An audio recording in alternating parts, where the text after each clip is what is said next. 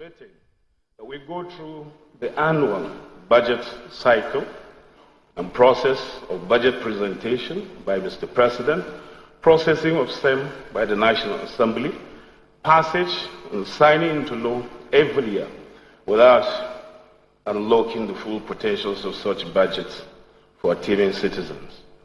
This is because implementation and execution of the agreed budget is always a major challenge year in, year out. Sometimes implementation rate is as low as 30%, most times. It is never higher than 50% at the best of times. This has led to unacceptably high rate of abandonment of projects and distortions in Nigeria's economic planning. Of course, this is an inherited problem for Mr. President, as he has only effectively passed through one budget cycle. As I counseled last year, an appropriation act must be allowed to run for an uninterrupted period of 12 months for the executive to have enough time to execute it.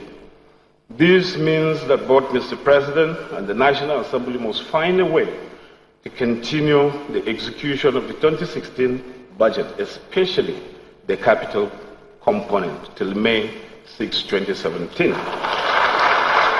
which is 12 months from the date Mr. President signed into law the 2016 appropriation bill.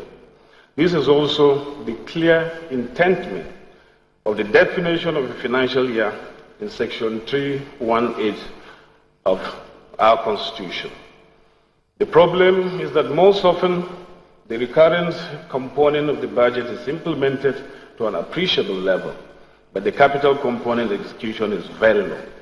It is crystal clear that the capital component of the 2016 budget cannot realistically be implemented for only 6 months period, considering the time required for procurement processes and the raising of the revenue, including loans by government.